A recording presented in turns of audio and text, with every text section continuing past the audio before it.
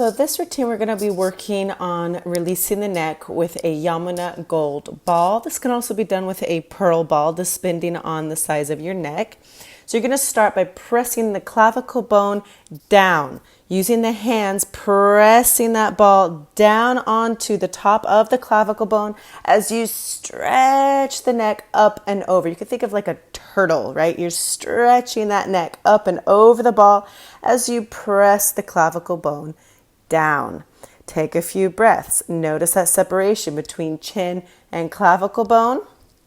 And then you're going to rotate over to one side. And as you rotate, you should feel that clavicle bone being pressed down. Again, keep stretching and reaching that jaw up and over the other side of the ball as you still use your hands to press the clavicle bone down.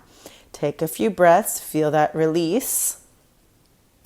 And you're going to rotate all the way over.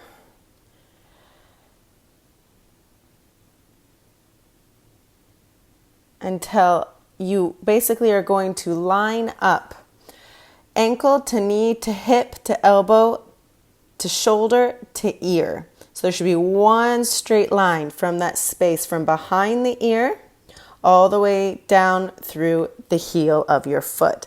The top leg, you need to press that foot into the ground to be able to create pressure into the ball. If you don't use that top foot to press into the ball, you won't get the separation between shoulder and neck. So making sure that you have that foot to ball connection, you're then going to take that top hand and you're going to wrap the whole neck and skull around the ball. And you should feel that ball helping to separate that space from just behind the ear and into the top of the shoulder. And just breathe. Check and make sure you're not bringing that opposite shoulder up into the ear. Both shoulders move away from the ears as you keep pressing foot into ground to bring ball firmer into shoulder and separate ear further from the shoulder. And you could just hang out here for a few more breaths. And then you're going to slowly rotate around a little bit more. And you come right to the edge of the cervical spine. You're going to just let that ball gently press into the edge of that cervical spine.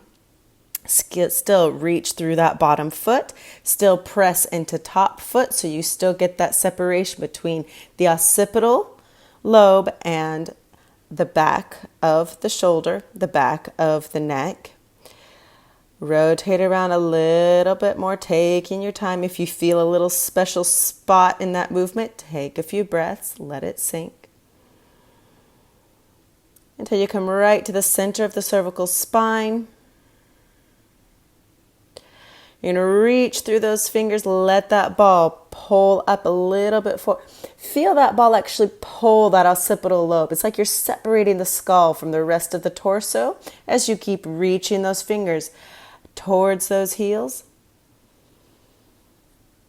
Remembering the work around the neck is very subtle. It's nothing forced.